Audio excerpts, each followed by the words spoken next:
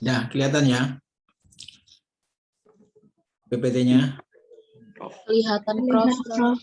Nah, kita mulai. Jadi pertama pentingnya atau urgensi manajemen bagi sarjana teknik kimia. Ya, di apa urgensinya atau apa pentingnya?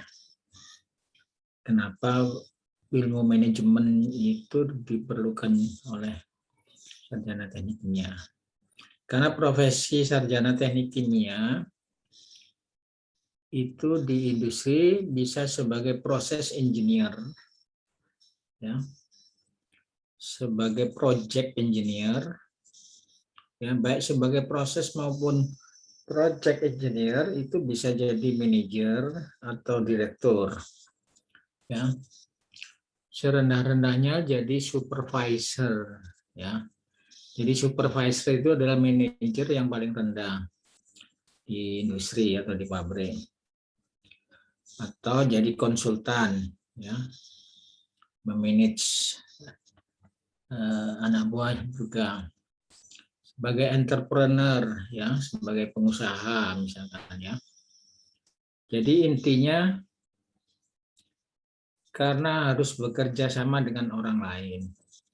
Nah, bekerja sama dengan orang lain itu dia sebagai atasan atau memimpin bawahan. Nah, ini terlalu besar. Nah, ya.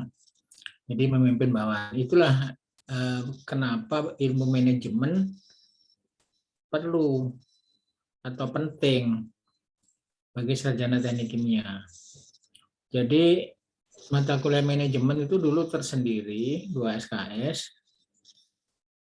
ya, atau 3 SKS karena ini kemudian dipadatkan, digabung dengan mata kuliah desain pabrik kimia, ya. Jadi sebagian ini penting karena saudara walaupun mata kuliahnya sedikit tapi ini penting karena profesi saudara nanti akan sebagai manajer, ya. Tuh. Jadi perusahaan atau industri itu adalah badan usaha yang melakukan kegiatan ekonomi dasar yang meliputi industri primer, misalkan manufaktur, proses pengolahan, bisa proses distribusi dari produsen ke produsen, dari produsen ke konsumen, industri jasa, ya, atau perusahaan industri yang dipimpin oleh manajemen, mengkomunikasikan input sumber daya secara proporsional untuk menghasilkan barang dan jasa. Ya, jadi ini semua penting. Oleh karena itu, pelajaran manajemen di teknik kimia itu walaupun sedikit itu sebagai trigger buat saudara untuk belajar sendiri, belajar lebih lanjut. Apakah lewat pelatihan sendiri, online, atau kegiatan-kegiatan di mahasiswaan, ya. Karena kalau saudara tidak belajar ilmu manajemen, nanti saudara akan kesulitan menaiki jenjang karir yang lebih tinggi, gitu ya. Ya, semua orang kan kalau kerja di perusahaan kan cita-citanya jadi direktur, gitu ya. Kan nggak mau jadi anak buah terus, gitu ya. Itu kuncinya ilmu manajemen. Ya, orang-orang yang tidak paham ilmu manajemen sangat sulit untuk naik ke jenjang yang lebih tinggi. Untuk perusahaan-perusahaan tertentu, itu ada pelatihan-pelatihan manajemen. Jadi ada beberapa perusahaan yang sangat terkenal pembinaan SDM-nya. Ya. Tapi ada juga perusahaan-perusahaan yang tidak memperhatikan pembinaan SDM-nya. Sehingga direkturnya ya tetap aja nggak berubah. Ya biasanya itu perusahaan swasta yang milik pribadi atau milik sekelompok orang gitu ya. Itu biasanya seperti itu. Direkturnya nggak ganti-ganti. Contohnya misalkan pabrik alkohol di Lawang itu ya, Mulindo itu direkturnya nggak pernah ganti. Direktur komisarisnya itu gantian ya. Kalau yang jadi komisaris nanti jadi direkturnya di komisaris itu muter aja. Nggak pernah ada yang dari bawah jadi direktur. Contoh lagi Mas Pion. Mas Pion itu kan tetap aja direkturnya Ali Markus sudah berapa puluh tahun ya, tak ganti-ganti. Nah itu karena perusahaan milik pribadi, dana sendiri itu tidak ada pergantian direktur.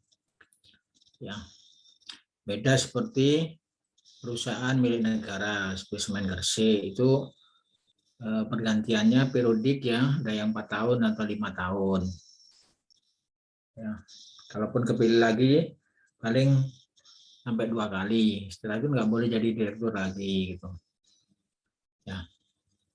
Jadi kalau saudara kerja di perusahaan-perusahaan yang milik pribadi, konsekuensinya saudara sangat sulit jadi direktur. Tapi kalau saudara bekerja di perusahaan-perusahaan terbuka ya, TBK kan, buka, ya.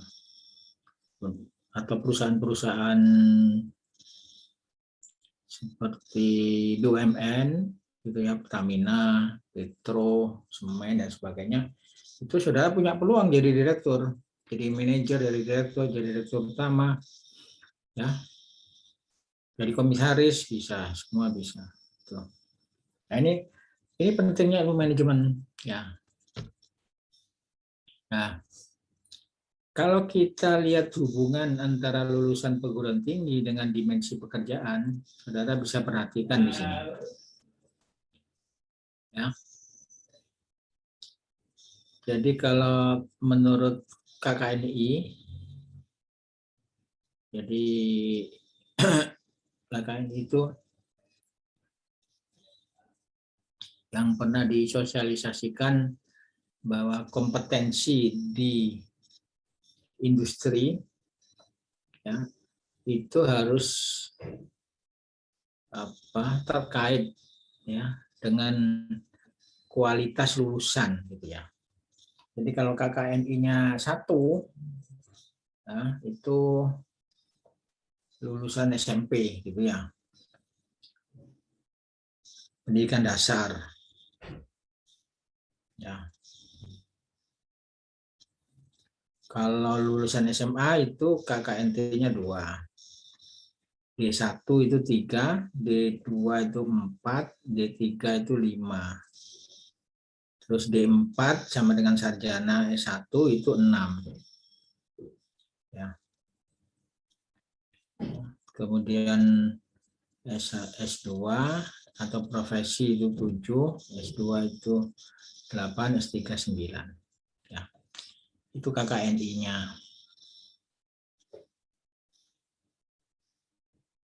Nah, pekerjaannya di pabrik ya. Kalau lulusan SMA itu operator.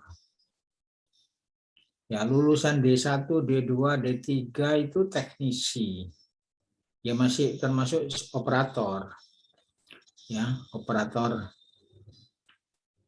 Ya. Jadi sampai D3 itu teknisi. Ya. Nah, baru di sarjana S1 ya, itu baru bukan disebut teknisi, tapi ahli. Ahli itu kalau kita lihat di sebelah kanan lagi, ada unsur technical, ada unsur supervisional, ada unsur manajerial, dan ada unsur strategical, gitu ya.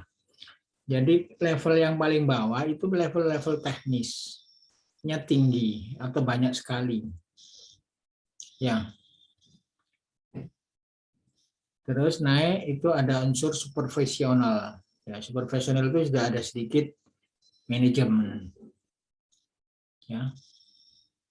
Sedikit. ya, supervisi kayak misalkan grup operator, kepala regu. Nah, itu ada unsur supervisi, ya. Jadi sebagai kepala regu mengawasi anak buahnya. Nah, itu tapi masih level operator. Nah, di atas operator, saudara kalau lulus itu saudara levelnya sudah masuk manajer. Ya, manajer paling bawah itu disebut supervisor. Ya. Nah, itu memiliki ya kemampuan teknikal ya. Kemampuan teknikal itu kemampuan teknis ya. Sudah menguasai ilmu teknik kimia itu masuk teknikal. Ya. Nah, manajer itu manajemen gitu. Ya. Jadi itulah pentingnya manajemen. Jadi kalau saya menyarankan saudara harus menambah ya materi atau pengetahuan tentang manajemen. Ya, kalau saudara ingin naik ke level manajemen yang tinggi. Nah, level manajemen yang tinggi itu di situ dibutuhkan ahli strategikal. Ya, ya ilmu manajemen level lebih tinggi, strategis. Ya, itu. Itu kira-kira ya. Ada pertanyaan di sini?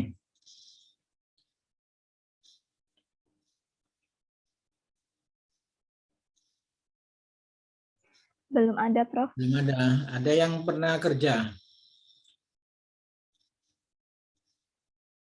Ada yang pernah kerja? Dari peserta kuliah ini? Ada, Prof. Ada. Kerja Iya. di mana? Ya kerja di mana? Saya dulu di Uang Koko, Prof. Sebagai Produksi nata di Koko. sebagai apa? Supervisor analis. Supervisor. Iya, analis kimia tapi, Prof. Oh, analis kimia ya. Iya. Analis kimia ya. Ya, jadi yes, kalau sebelum S1 itu rata-rata ya paling tinggi supervisor. Jadi SMA itu bisa naik jadi supervisor. Nah, kalau dia sudah jadi senior ya.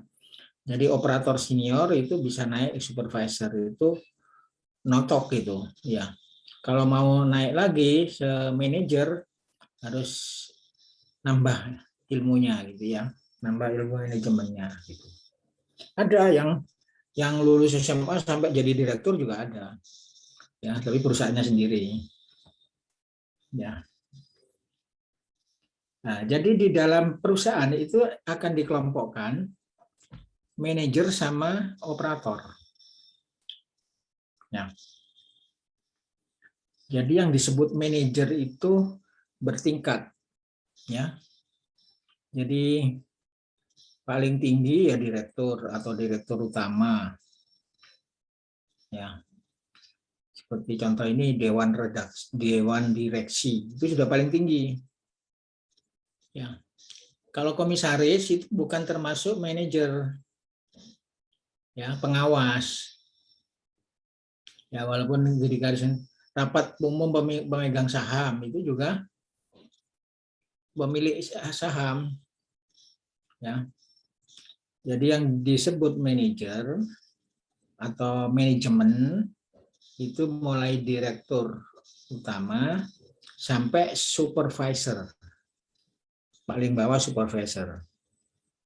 Ya. Kalau di sini tidak ada supervisor tapi manajer. Ya. Jadi setelah direktur ada direktur teknik, direktur operasi, direktur pemasaran, di bawah direktur ada manajer. Ya, di bawah manajer nanti ada kepala cabang atau manajer proyek. Nah, kepala cabang manajer proyek itu termasuk manajer yang di bawah, gitu ya. Ini contoh lagi. Nah, ada yang model gini. Ya. Ya, ini nanti saya jelaskan di di organisasi ya. Tapi secara umum kayak gini paling gampang. Ya. Jadi paling tinggi direktur utama. Jadi direktur utama itu ada direktur produksi, direktur keuangan, direktur pemasaran, nah, direktur. Nah, di bawah direktur ada manajer. Ya, di bawah manajer ada superintendent. Nah, di bawah superintendent adalah supervisor. Nah, sampai supervisor itu disebut manajemen. Ya, oh bagian manajemen gitu. Nah, yang bukan manajemen siapa? Itu adalah karyawan atau operator. Ya. Jadi yang disebut karyawan itu sebetulnya operator. Ya, manajer itu nggak disebut karyawan mestinya gitu. Nah, jadi operator. Jadi ada garisnya di situ ya.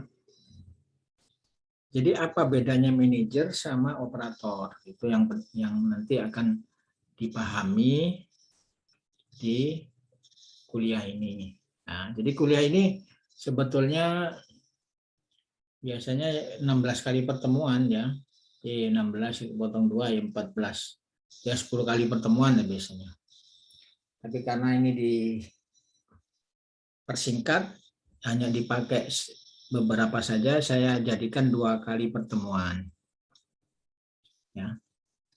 Jadi pertama memahami prinsip-prinsip manajemen.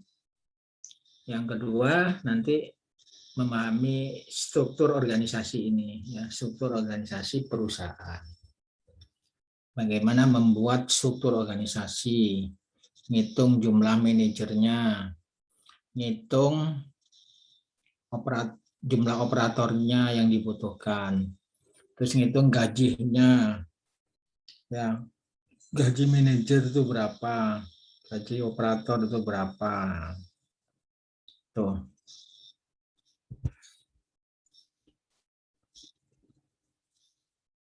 Ya, kita mulai dulu. Manajemen itu ilmu atau seni? Ya. Ilmu itu apa bedanya ilmu sama seni?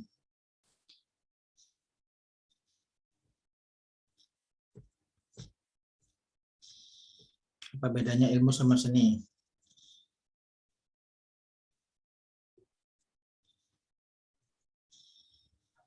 Izin menjawab, Prof. Nah, Untuk ilmu itu lebih ke pengetahuannya, kalau seni lebih ke keterampilannya. seni keterampilannya. Kalau ilmu pengetahuannya. Ya. Betul separuh. Jadi memang ilmu itu adalah pengetahuan yang bisa dipelajari. Ya. Ilmu itu adalah bisa dipelajari. Saudara kuliah ya, sekolah itu belajar ilmu. Sedangkan seni itu lebih kepada bakat. Coba saudara ya, apakah di antara saudara ini bisa nyanyi? Ada yang bisa nyanyi? Ada kan masih ya? Nggak ada yang jawab. Suruh nyanyi nanti. Mana? Ada yang bisa nyanyi apa enggak? Odina, Prof, suaranya bagus, Odina. Nah, saya nggak tanya suaranya bagus. Artinya bisa nyanyi. Tapi ada juga yang nggak bisa nyanyi.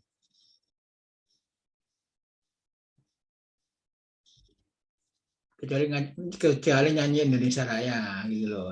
Nyanyi yang ini kayak yang di TV itu loh, kayak yang di TV itu atau di YouTube gitu. Ya.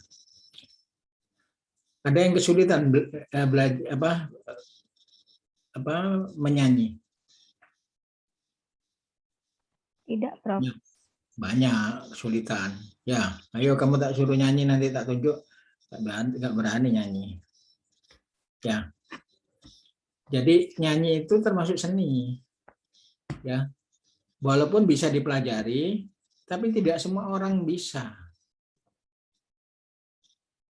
Sama dengan melukis, ya, menggambar. Ya, ada yang bisa gambar, misalkan gambar orang, misalkan gitu. Tidak semua orang bisa. Ya, nah itu bedanya seni sama ilmu. Jadi kalau seni itu lebih dominan faktor talenta atau bakat. Tapi kalau ilmu itu kalau tekun bisa. Kamu mau belajar apa? Ya, belajar naik sepeda itu kan juga ilmu. Belajar naik mobil itu juga ilmu. Ya, kalau mau belajar bisa. Ya, yang nggak bisa kan nggak mau belajar. Tapi menyanyi, walaupun mau belajar nggak bisa, belum tentu bisa. Ayo, siapa yang bisa main gitar misalkan? Nah, gitar itu memang keterampilan, ya. Tapi nggak bisa diajarkan pada orang yang tidak punya bakat seni. Sangat sulit. Nah, seperti itu ya. Itu bedanya ilmu dan seni. Jadi seni itu bawaan. Sedangkan ilmu itu bisa dipelajari, bisa diusahakan. Ya. Orang pintar sama bodoh itu bedanya hanya ketekunan. Ya, bukan bawaan. Ya, tapi kalau orang pintar nyanyi sama orang yang nggak bisa nyanyi, nah itu bawaan. Gitu. Nah, manajemen itu juga gitu. Ya. Jadi sebagian pendapat mengatakan manajemen itu ilmu. Karena manajemen bisa dipelajari. Tapi juga manajemen itu ada yang seni. Tidak semua orang bisa jadi direktur itu. Tidak semua orang mau bisa jadi presiden itu. Tidak semua orang bisa jadi pimpinan itu. Ya. Nah, di sini ada beberapa definisi ya. Manajemen itu ada yang mendefinisikan seni. Seni dalam menyelesaikan sesuatu melalui orang lain. Ya. Jadi kalau punya pekerjaan, ya, kalau saudara kerja sendiri nggak mampu, maka saudara bisa nyuruh orang lain. Ya. Nah, di dalam menyuruh orang lain itu ada yang bisa, ada yang nggak bisa. Ya. Coba saudara nyuruh temanmu sendiri aja. Bisa apa enggak? Ya. Ada yang bisa, ada enggak. Nah, bisa enggaknya itu karena memiliki kemampuan seni. Seni menyuruh. Nah, seni menyuruh. Seni mempengaruhi. Ya, seni menggalang. Ya, menggalang kawan-kawannya, menggerakkan, seni menggerakkan. Nah, kayak provokator gitu ya.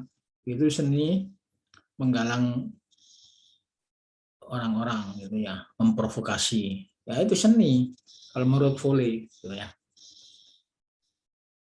Tapi ada juga yang mendefinisikan bahwa manajemen itu sebuah proses yang dilakukan untuk mewujudkan tujuan. Nah, namanya proses berarti sesuatu yang harus dilakukan tahap demi tahap. Ya, mewujudkan tujuan organisasi melalui rangkaian kegiatan berupa perencanaan, pengorganisasian, pengarahan, dan pengendalian orang-orang serta sumber daya organisasi. Ini banyak ya dari Nicholas Hope. Ya. Ada lagi metode atau ilmu penggunaan sumber daya organisasi, baik sumber daya manusia maupun faktor-faktor produksi lainnya.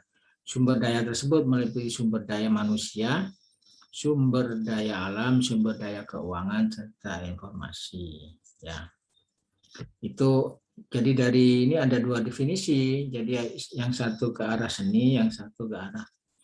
Nah, ini menurut Furi tadi ya, the art of getting things done through the others. Seni mencapai sesuatu melalui orang lain.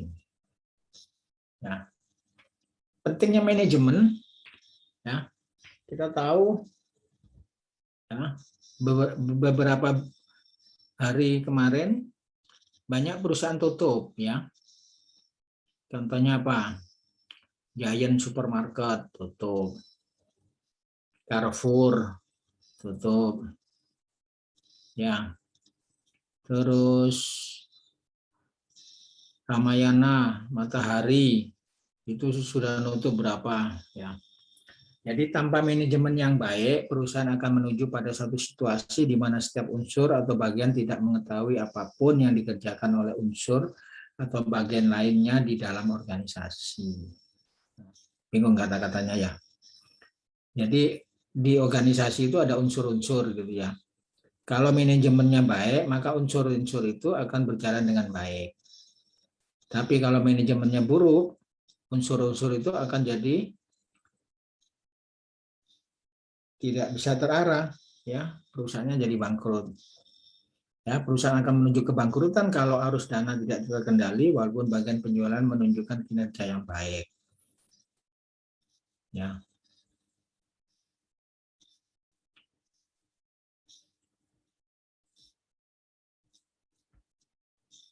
Nah, sekarang disimpulkan, dirangkum.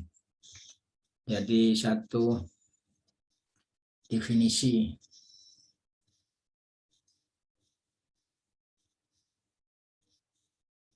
Ya. Jadi definisi manajemen adalah satu proses perencanaan, pengorganisasian, kepemimpinan, pengendalian penggunaan sumber daya manusia secara efektif dan efisien untuk mencapai tujuan yang telah ditetapkan. Ya.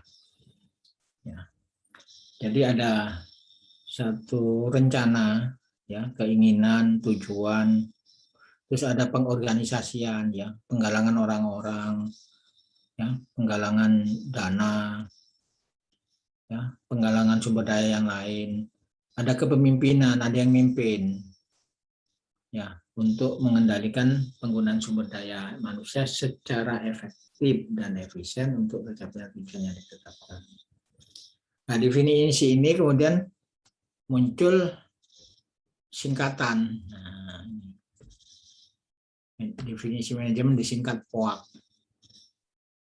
Ya, jadi manajemen itu adalah ilmu dan seni. Ya, jadi bisa dipelajari, tetapi ada unsur seninya. Setiap orang spesifik nanti. Ada orang bisa memimpin sampai level tinggi, tapi ada orang yang nggak bisa memimpin level tinggi. Bisanya hanya memimpin level bawah. Ya.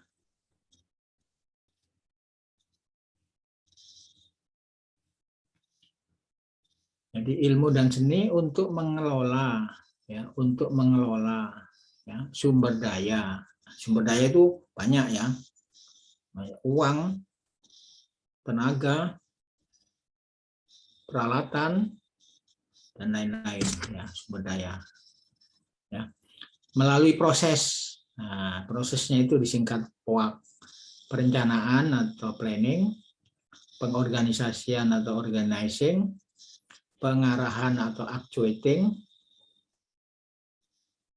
Sebetulnya terjemah actuating itu lebih ke ya bukan sekedar pengarahan ya, ya action gitu ya. Jadi penyelenggaraan gitu ya. Pelaksanaan gitu ya. Jadi pengorganisasian, pelaksanaan dan pengendalian. Kalau pengarahan itu nanti ada yang memberikan definisi pengarahan soalnya directing. Ya. Jadi pengarahan mungkin perlu ditambah ini. Kalau pengarahan toh kan, jadi bisa pengarahan atau pelaksanaan.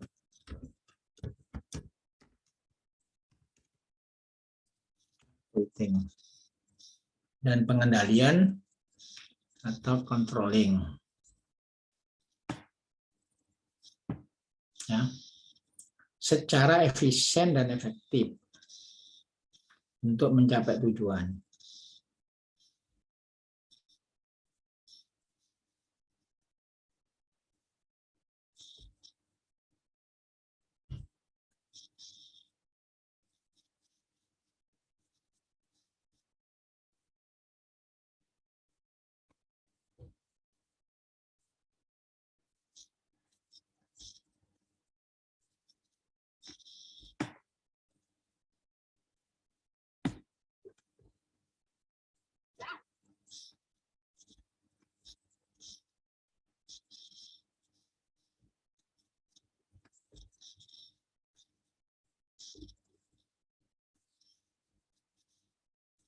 Apa kok nggak bisa?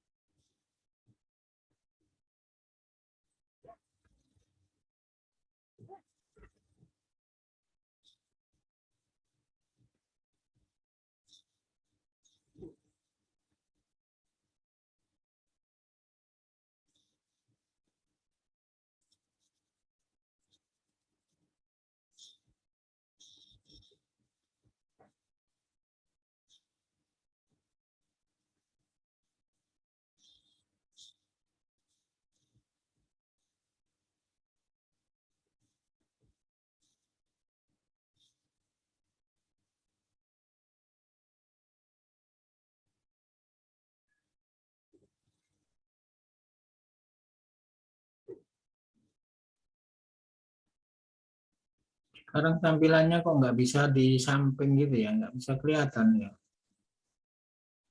Apa ya?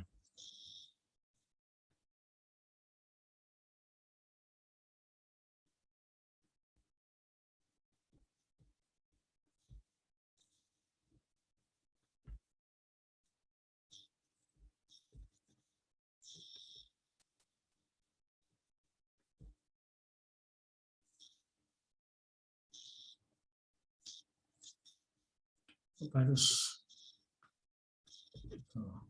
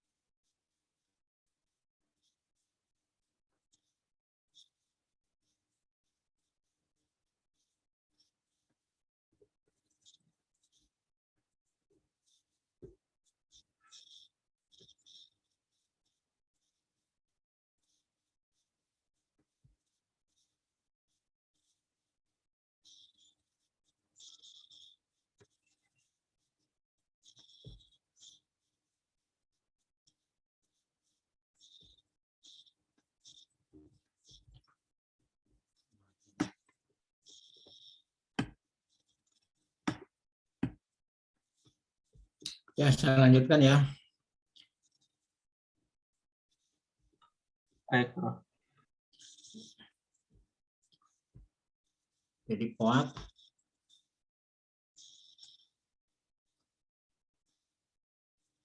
tiga karakteristik utama dari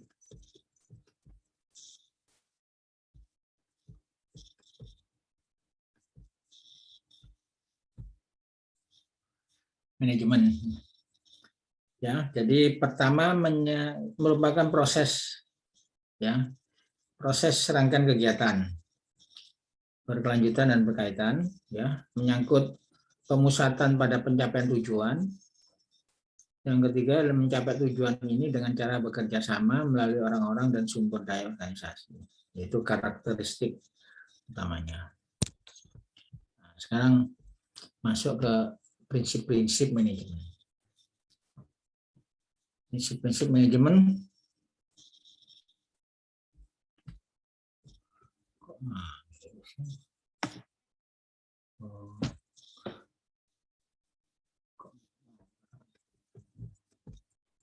Ya, jadi bab ini supaya belajar tentang apa yang organisasi itu, apa kira-kira yang disebut organisasi, kemudian siapakah yang disebut manajer, siapakah manajer itu, apa itu manajemen, apa yang manajer lakukan, nah, keterampilan apa yang harus dimiliki oleh manajer yang sukses. Ya, kalau saudara bisa jawab ini semua, berarti saudara sudah paham manajemen. Ya, tinggal aplikasinya aja. Ya. Nah, kita lihat satu persatu ya, apa organisasi. Yang disebut organisasi apa? Kan saudara tahu ya, sekolah, kampus, partai, negara, itu kan organisasi. Organisasi itu terdiri dari apa? Organisasi adalah pengaturan secara sistematis dari sekumpulan orang. Ya, ada 3 kata kunci.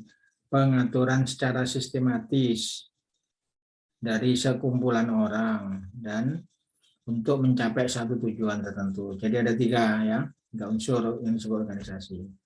Ada tujuan, ada orang-orang, ada pengaturan yang sistematis. Sistematis itu ada struktur. Ya, ada ketua, raris, bendahara, anggota gitu. Itu termasuk struktur. Yang ada direktur, ada manajer, ada karyawan, operator. Nah, tujuannya apa? Kalau perusahaan tujuannya ya untuk mendapatkan profit. Ya, orang-orang ya yang terlibat di situ. Ya, itu organisasi. Ya. Terjawab pertanyaan pertama. Siapa yang disebut manajer? Siapa yang disebut manajer? Tadi sudah saya singgung. Ya, jadi dalam organisasi itu ada manajer, ada operator. Manajer adalah individu dalam organisasi yang mengarahkan kegiatan orang lain, yang mengarahkan, yang mengurus, yang memimpin, ya, mengarahkan. Operator, nah, operator itu nggak perlu ikut mengarahkan, dia bekerja. Ya. Kata kuncinya yang namanya operator itu bekerja, tidak ikut mengarahkan. Orang yang bekerja langsung pada pekerjaannya atau tugas dan tidak memiliki tanggung jawab untuk mengawasi pekerjaan orang lain. Ya, jadi kalau saudara jadi operator nggak boleh ngawasi temannya gitu, nggak boleh. Salah kalau ngawasi. Ya, jadi yang bertugas mengawasi adalah manajer. Cepetan. Nah, manajer itu ada levelnya, ada top manager, middle line manager, ada first line manager. Bawahnya operator. Ya, di atas operator itu disebut first line manager. First line manager itu adalah supervisor sebutannya. Kalau di pekerjaan konstruksi orang nyebut mandor. Ya, mandor itu mengawasi tukang. Tukang itu adalah operator. bekerja. Ya, kalau di TS, first line manager itu ketua jurusan, ketua departemen. Ya, karena dia langsung berhubungan dengan mahasiswa. Nah, kalau dekan itu middle line. Dekan kan tidak berhubungan dengan mahasiswa, berhubungan dengan ketua departemen. Yang di atas adalah top line, food director, itu masuk top line. Ya. Sekarang kalau saya tanya, wakil rektor itu termasuk apa?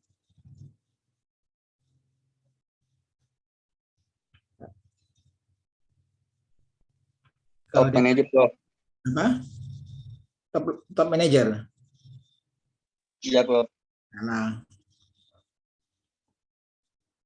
kalau yang namanya wakil, pembantu, itu bukan manajer. Ya, itu staff. Ya, nanti kamu memahami antara staff sama line and staff. Ya, jadi dia yang disebut manajer tingkat tinggi kalau di ITS itu rektor. Di bawahnya rektor itu dekan, itu middle line. Di bawahnya dekan itu ketua departemen, ya, atau ketua program studi. Ya.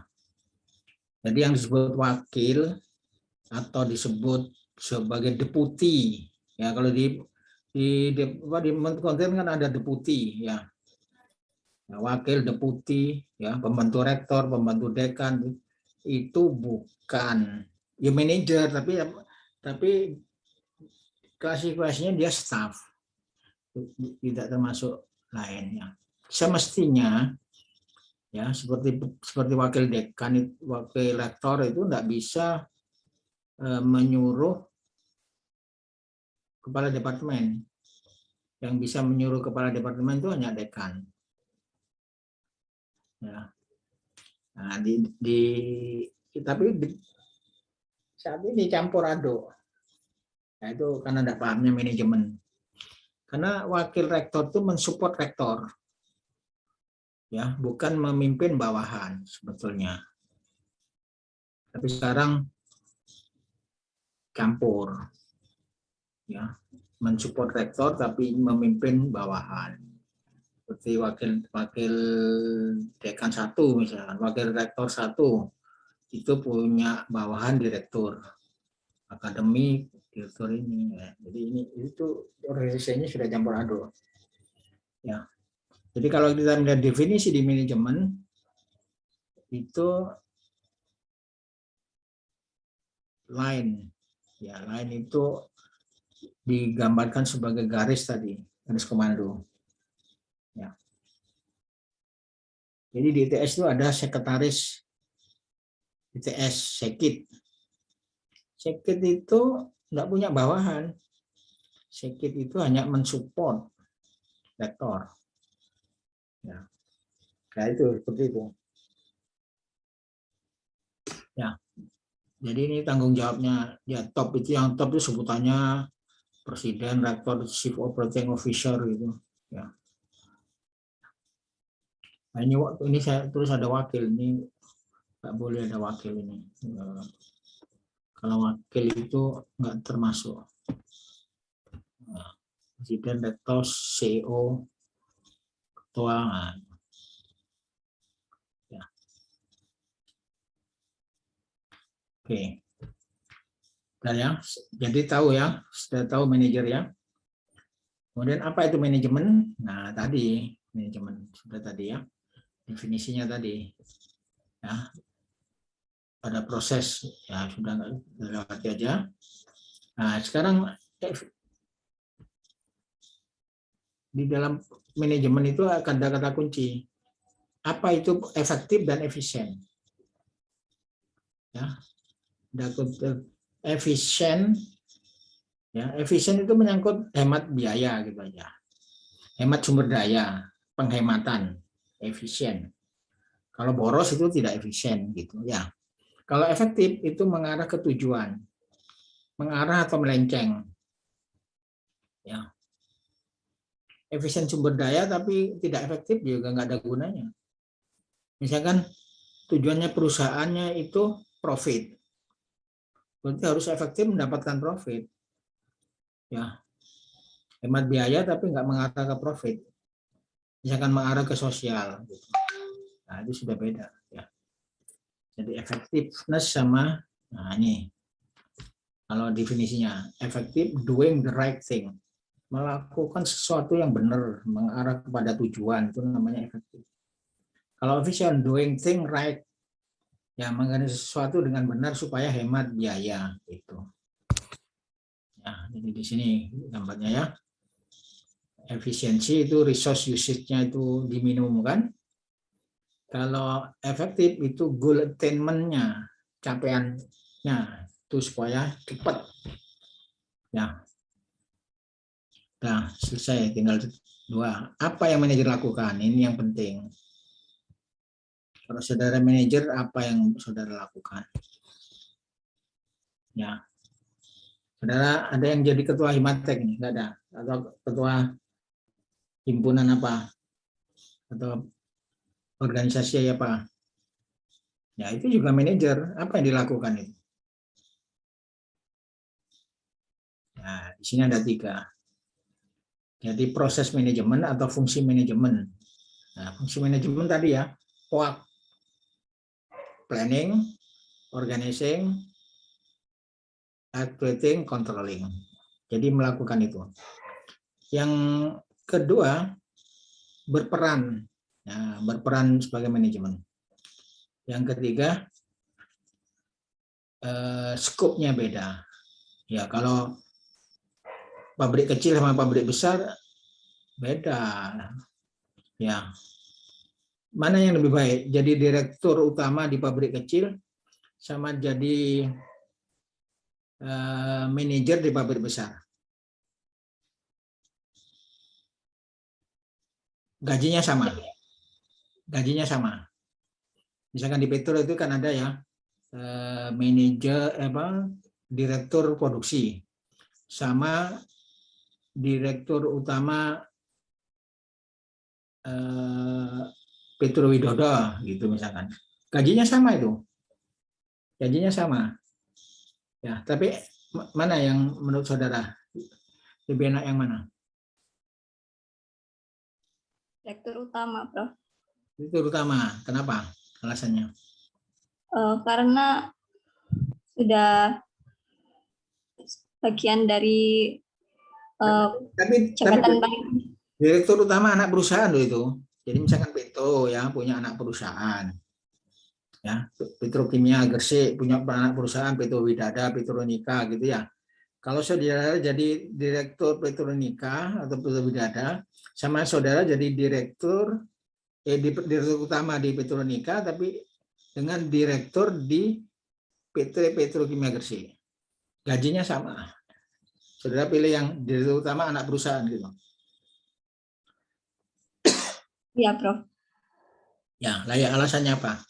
Karena merupakan jabatan tertinggi, jadi bisa berkesempatan untuk mengarahkan bawahan-bawahan.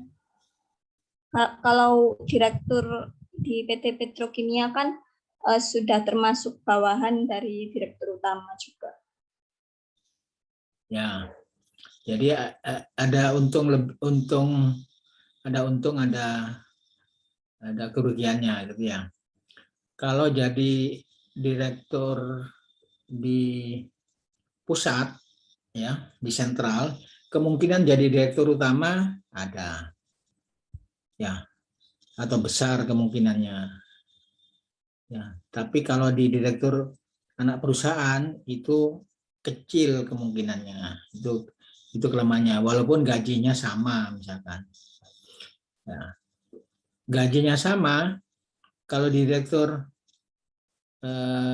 anak perusahaan itu punya fasilitas lebih banyak gitu loh. Lebih banyak gitu. Ya punya supir pribadi, punya supir perusahaan, punya dana operasional perusahaan, itu bebas melaksanakan. Itu kelebihannya. Tapi peluang untuk jadi direktur utama perusahaan yang besar itu kecil dibanding yang di dalam gitu. Karena biasanya kalau direktur di anak perusahaan itu kadang-kadang ya termasuk orang yang disingkirkan gitu kalau di sana gitu. Tapi tetap peluang untuk ini ada gitu ya. Jadi memang kalau dari sisi gaji sama ya. Penghasilan mungkin ya kurang lebih sama, tapi dari kemandirian itu lebih baik di direktur anak perusahaan. Ya, kalau saudara bisa sukses di situ, nah, saudara bisa jadi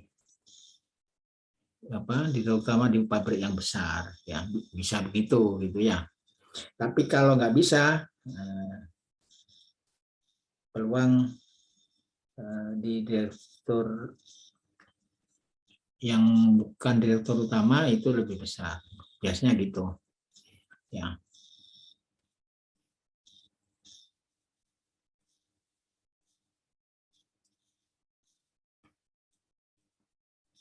Nah, fungsi manajemen tadi ya sudah saya jelaskan. Ini yang Henry Fayol ya, yang tadi Terry yang tadi ya, Poak Terry punya Terry, Josh Terry. Kalau Fayol ada tambahan, planning, organizing, commanding, coordinating ya di direct di actuating itu ada dipecah jadi dua, commanding dan coordinating, controlling ya di Fayol. Terus kalau Josh Terry ini yang paling simple, mudah diingat, Poak. Kemudian Harold Kunz, planning, organizing, staffing, directing, controlling. Ya, ini yang bersama ya. Jadi staffing itu masuk organizing sebetulnya. Directing sama dengan actuating.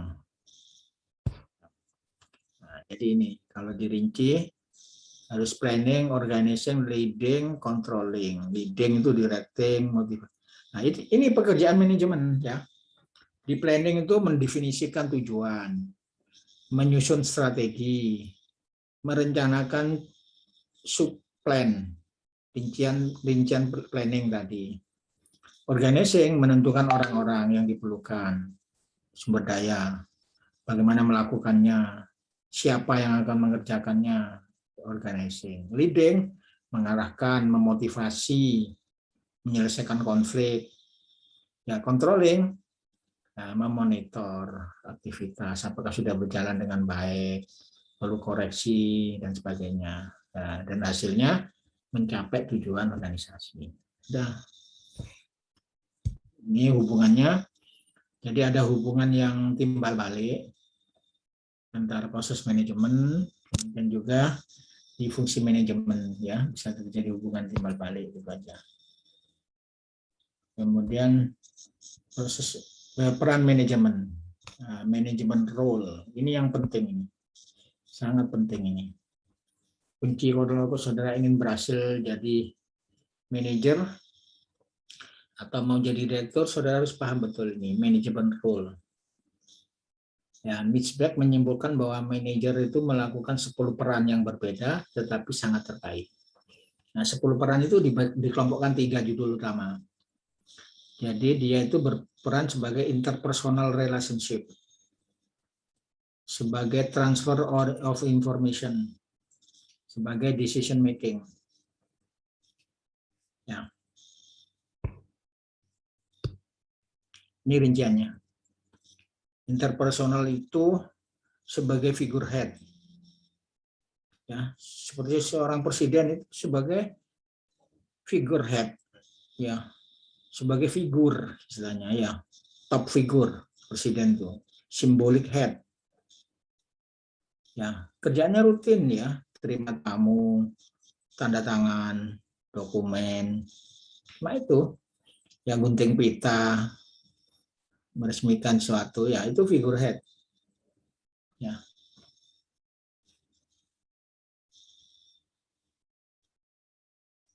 Ya, saudara bisa bayangkan kalau nanti saudara jadi presiden, sudah bayangkan itu sebagai figurehead. Yang kerjanya simpel, cuma terima tamu, tanda tangan, gunting pita, itu aja. Ya. Raja itu, coba raja Ratu Elizabeth itu apa kerjaannya ratu? Raja di mana? Di Thailand itu, ya. Apa kerjaannya raja itu? Ada terima tamu, tanda tangan, gunting pita, itu aja. Ya, interpersonal relationship. Jadi hubungan interpersonal. Tapi selain figurehead ada leader. Jadi dia mempunyai tugas untuk memotivasi bawahannya. Kalau bawahannya nggak berjalan gitu ya, menteri-menterinya nggak jalan, nah, dia harus bisa memotivasi. Sebagai liaison, jadi penghubung. Ya. Baca email, baca berita, macam-macam itu ya. Itu interpersonal ya. Kemudian yang kedua, transfer information. Nah ini, itu monitor perkembangan, ikuti perkembangan ekonomi, bagaimana perkembangan politik, nah, baca jurnal, baca majalah, baca koran. Ya kalau presiden nggak baca sendiri, ada yang baca, nanti ada yang rangkum menyampaikan dia gitu. Diseminator menyampaikan ya pidato, ya. Spokesperson sebagai juru bicara. Spokesperson itu kadang diwakilkan. Kalau dulu zamannya Presiden Soeharto ada Menteri Penerangan sebagai juru bicara. Kalau di Jokowi itu rasanya nggak ada. Semua yang ngomong Jokowi. Ya, zamannya SBY juga nggak ada ya. Yang ngomong SBY sendiri. Sampai curhat-curhat SBY sendiri. Ya. Yang terpenting yang ketiga, decision making. Pengambil keputusan. Ini yang sangat penting. Keberhasilan satu manajemen, perusahaan, organisasi itu decision making. Decision making itu ada 4 di situ. Entrepreneur. Entrepreneur itu bukan entrepreneur pengusaha ya. Entrepreneur itu pemegang. Ya. Perancang, ya. Penginisiatif gitu ya. Ya. Pembuka jalan gitu ya. Itu namanya entrepreneur. Yang inisiatif, pemimpin harus inisiatif ya, yang inisiatif lebih dulu ya. Bisa juga disturbance handler, dimana mengatasi kalau ada gangguan, ada konflik antar menteri rame, antar menteri saling tuduh, saling ejek, saling ini ya, itu dia harus bisa atasi. Disturbance handler.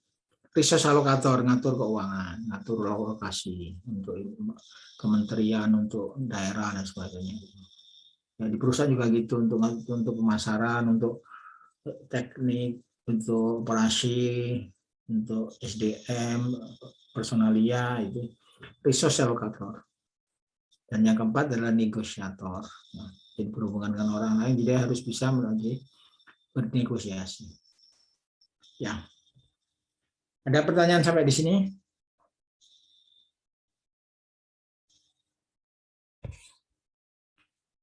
Halo? Ini bisa diikuti atau tidur semua ini? Bisa diikuti, Prof. Bisa ya. Tinggal satu ini poinnya yang belum saya sampaikan. Ini juga sangat penting kalau saudara ingin jadi manajer ya. Nih, terakhir ini. Apa ada perbedaan dalam manajer yang berbeda? Oh, itu skop aja nih. Ini bisa saya lewat aja nih. Nah, jadi perbedaan itu bisa terjadi level dalam organisasi ya. Maksudnya kalau saudara sebagai supervisor, saudara sebagai superintendent, saudara sebagai manajer, saudara sebagai direktur, itu levelnya beda gitu ya. Levelnya beda ya, itu tingkatan. Terus bisa karena tipe organisasi, ada organisasi profit ya, jadi keuntungan, ada organisasi sosial, itu juga beda, bisa menjadi beda pekerjaannya ya. Kemudian size organization ya, jadi pabrik kecil sama pabrik besar, seperti tadi anak perusahaan sama perusahaan utama gitu ya. Nah itu porsi ininya beda-beda. Nah inilah porsi antara planning, controlling, organizing, leading, nah itu beda-beda. Jadi kalau di first level manager, first line, itu leadingnya lebih banyak karena dia harus mimpin anak buah terus, awasi, arahkan, motivasi, anak buah yang enggak yang males, yang bikin masalah, nah, mimpin itu porsinya lebih tinggi. Ya, sedangkan kalau di top manager ya, itu organizing, leadingnya itu yang tinggi. Ya. Ya. Tapi ada unsur organizingnya, ya cukup besar. Nah, itu kira-kira distribusi. Artinya ada perbedaan antara di tingkat bawah sama tingkat atas. Ini saya sudah sebutkan ya,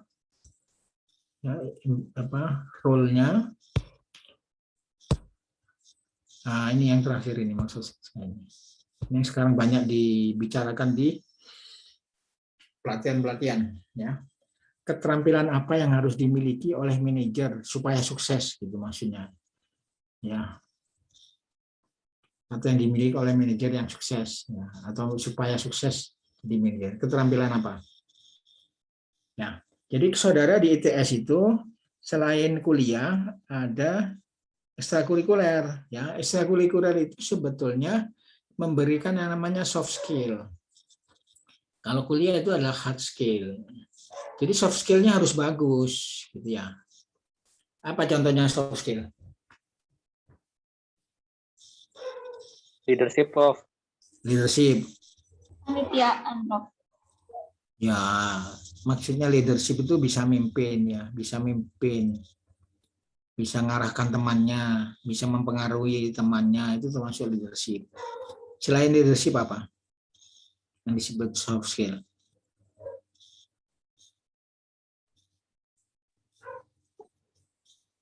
Communication skill, Prof. Communication skill juga, ya, jadi pintar ngomong. Jadi komunikasi itu ada dua, pintar ngomong dari hati ke hati, orang per orang. Tapi juga bisa ngomong di presentasi, di orang banyak. Itu communication skill. Ya, jadi ada keterampilan yang sifatnya tampil ya, terhadap orang banyak, tapi juga bisa mempengaruhi orang per orang. Ya, misalkan ada konflik, ya gimana ngatasi konflik? Kan harus bicara dari hati ke hati. Ya, ya bisa memotivasi. Nah, itu termasuk soft skill. Ya, terus apa lagi kira-kira?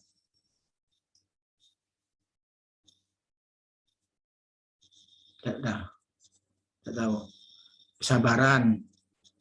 Kesabaran itu termasuk soft skill. Saudara sabar nggak menghadapi gangguan, kritikan, ejekan, ya itu termasuk soft skill. Ya, kalau nggak tahan, ya berarti belum kuat soft skillnya, harus dilatih. Sabaran itu bisa dilatih. Ya, nah, ini sekarang rinciannya ya. Ada yang namanya general skill, ya, conceptual skill, interpersonal skill. Jadi conceptual skill itu punya konsep gitu ya. Saudara buat proposal penelitian, ya itu sebenarnya conceptual skill. Kalau di organisasi di Matek, saudara buat proposal kegiatan, ya. Membuat proposal itu termasuk conceptual skill, melatih conceptual skill. Ya. Jadi punya imajinasi, menuangkan imajinasi dalam tulisan, dalam satu konsep itu conceptual skill. Kemudian interpersonal skill, ya, hubungan interpersonal, pertemanan misalkan, ya, saudara cuek apa enggak sama temannya, gitu. Saudara care apa cuek sama temannya? Baik yang mana, cuek sama yang care? Kalau masih cuek, ya itu berarti interpersonalnya jelek, ya, kurang bisa memperbaiki hubungan, ya. Jadi harus care, suka membantu teman, ya, baik membantu material maupun membantu moral, misalkan menasihati, ya itu termasuk interpersonal skill. memperbaiki hubungan, tidak mudah konflik. Ya. Kemudian technical skill ya, technical skill itu ya ilmu lah, keterampilan yang tadi bilang ya. Ada political skill. Nah, kemudian ada specific skill di sini, controlling organization, environment and resource, ya, handling information, providing growth dan sebagainya. Ya. Ada juga yang rinci yang dalam bentuk yang lain. Ya. Nih. Jadi technical skill, human skill, conceptual skill, ya. Ya. Oh, ada lagi. Masih ada lagi sebenarnya. Tapi intinya seperti itu aja. Ya. Jadi soft skill itu harus saudara latih di mana-mana. Ya, di kampus, ya, di rumah, ya, di kampung, di organisasi. Kalau saudara ikut organisasi, itu saudara akan memperkuat human skill atau interpersonal skill, ya. Ya. Jadi pimpinan itu harus memiliki soft skill yang banyak. Ya. Contohnya gini. Saudara pernah berurusan dengan polisi. Mungkin karena saudara melanggar, tilang gitu ya. Pernah ya? Pernah, Prof. Nah, kira-kira perlakuannya gimana? Perlakuannya halus apa kasar itu? Kalau pengalaman saya halus, Prof. Hah? Masa? Nggak ada halus. Kalau istilahnya kopral itu nggak ada yang halus. Ya, kopral itu mesti kasar. Ya, karena dia tidak punya soft skill yang cukup. Cuma kalau saudara ketemu kapolresnya, ketemu kapolrinya gitu, itu ngomongnya enak. Ya, nah itu yang maksudnya. Level yang tinggi pimpinan itu kalau diajak omong enak. Nah, itu dia memiliki soft skill. Human relation-nya sudah tinggi gitu ya. Tapi kalau pada anak buah ya, kopral ya yang jaga nilang-nilang itu mesti keras ya. Ya, seperti itu kira-kira gambarannya gitu. Ya. Jadi kalau saudara ingin jadi pimpinan harus saudara mengasah soft skill saudara. Ya, saya kira sudah ini sebenarnya ada lagi saya lupa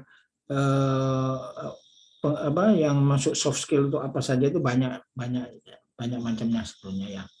Jadi tadi kayak communication ya, termasuk ketahanan terhadap apa tekanan ya. Di perusahaan itu kan mesti ada tekanan dari atas bisa, tekanan dari samping dari teman-temannya ya, tekanan dari bawah bisa dari bawahan ya. Nah itu seberapa tahan Anda bertahan kuat. Nah, kalau tidak kuat ya tidak bisa naik, berarti soft skill saudara lemah ya.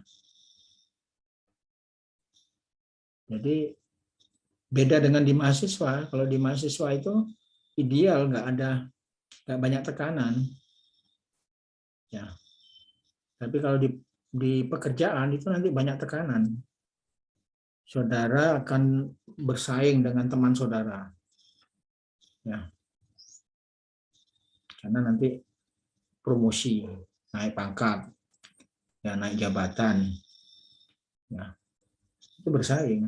Nah, saudara ditekan oleh bawahan yang mungkin rewel, mogok, malas bekerja, tujuan target tidak dicapai.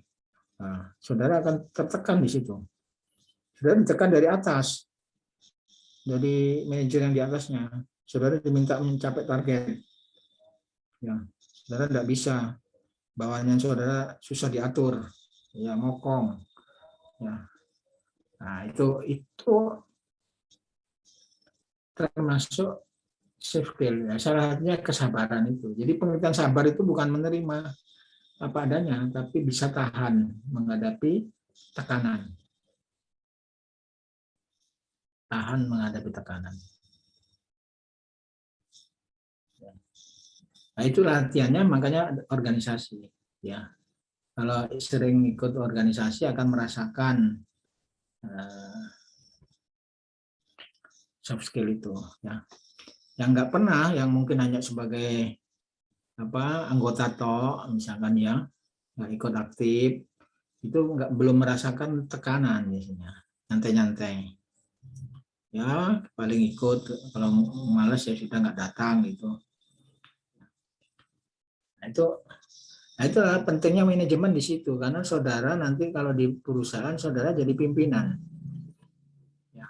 Saudara bukan sebagai operator ya, atau karyawan, tapi saudara sebagai pimpinan ya, minimal supervisor, minimal lulusan sarjana teknik kimia itu supervisor. Kalaupun seandainya saudara jadi operator, itu paling hanya untuk masa percobaan aja, untuk melihat ketahanan saudara ya, ketekunan saudara ya, dedikasi, hanya ujian aja ya. Setelah itu nanti saudara minimal jadi ini jadi supervisor ya. Ya, mungkin ada pertanyaan ya. Saya izin bertanya, Pak. Ya, silakan. Terkait yang political skill tadi itu ditekankan pada apa ya, Prof? Ya, jadi political skill itu lebih ke wawasan politik gitu ya. Jadi itu untuk level strategikal, artinya level pada manajemen tingkat tinggi, seperti direktur utama misalkan gitu ya. Itu sangat dipengaruhi oleh situasi politik gitu ya. Kalau kita tidak bisa mengikuti situasi politik, ya bisa perusahaannya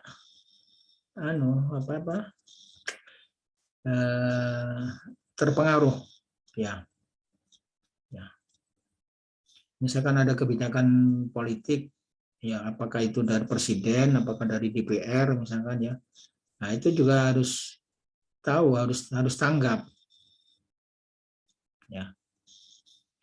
Kalau muncul itu kebijakan atau peristiwa politik misalkan Indonesia hubungan renggang sama Cina misalkan gitu, itu harus paham dampaknya, konsekuensinya dari hubungan politik seperti itu dengan perusahaannya itu apa.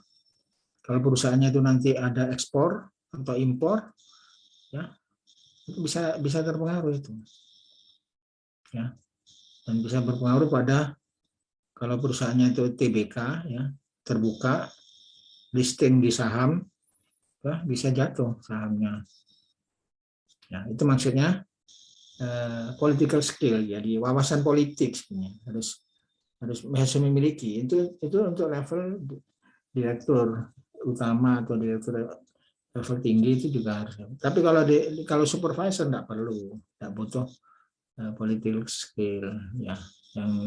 Yang butuh adalah bagaimana mengorganisasi, mengatasi konflik di antara karyawan. Karena karyawan itu kan tidak semuanya baik. Ada yang malas, ada yang sering bikin masalah, ya. Ada yang ingin naik gaji terus yang diminta, kerjanya malas, sering mogok, sering nggak masuk. Nah, itu. Nah, gimana memotivasi itu? Nggak cukup kalau sering nggak masuk dipecat aja, nggak bisa gitu. Kalau semua dipecat nanti perusahaannya nggak punya karyawan. Ya. Nah, itu harus bisa memotivasi. Ya. Bisa memotivasi. Ya, bisa mengarahkan ya. Jadi pekerjaan-pekerjaan manajemen itu tidak banyak di mata kuliahnya gitu ya. Yang jurusan yang paling banyak ilmu manajemennya itu jurusan TI. Jurusan TI. Ya.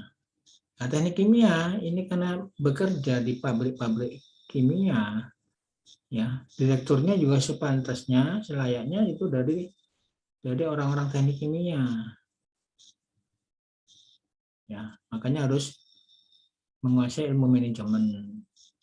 Ya, kan direktur Semen Gresik pernah dari teknik kimia ITS, Dewi Sucipto sampai 3 periode itu. Ya, sebenarnya 2 periode, tapi yang satu karena holding. Terus Petrokimia Gresik sekarang dari ITS direkturnya. Ya, Pertamina juga pernah dari ITS 2 kali atau 3 kali, nggak salah. Ya, Semen Tonasa, Semen Padang. Nah, itu mereka menambah sendiri manajemennya. Jadi kuliah S2 manajemen MBA atau magister manajemen misalnya, ya. Karena di level atas itu tidak ada bedanya apakah jurusan teknik kimia, jurusan teknik mesin, jurusan teknik elektro, karena yang diurus orang-orang. Ya. Jadi ilmu manajemennya itu yang harus mulai sekarang ini sebagai trigger, ya. Jadi saya menyampaikan ini sebagai trigger. Trigger itu pemantik gitu ya. Supaya saudara sadar bahwa ilmu manajemen itu tidak kalah pentingnya dari ilmu UTK, ilmu transfer fenomena, baru ilmu matematik, itu tidak kalah pentingnya. Saudara pintar matematik, pintar transfer fenomena, pintar nggak mungkin bisa jadi direktur. Ya, kalau nggak tahu ilmu manajemen. Ya, orang yang matematiknya pas-pasan, terus OTK-nya juga pas-pasan, tapi manajemennya bagus, bisa jadi direktur. Ya, jadi penting ya ilmu manajemen. Ilmu untuk jadi pemimpin. Ya, ilmu untuk jadi direktur itu adalah ilmu manajemen. Ya, itu yang saya sampaikan untuk ini hari ini. Nanti minggu depan saya lanjutkan bagaimana membuat organisasi perusahaannya. Ya. Sudah, nggak ada pertanyaan lagi. Kalau tidak ada, saya akhiri ya. Oke.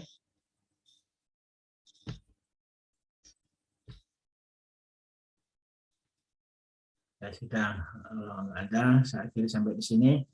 Assalamualaikum warahmatullahi wabarakatuh. Waalaikumsalam warahmatullahi wabarakatuh. Terima kasih, Prof. Terima kasih, Prof.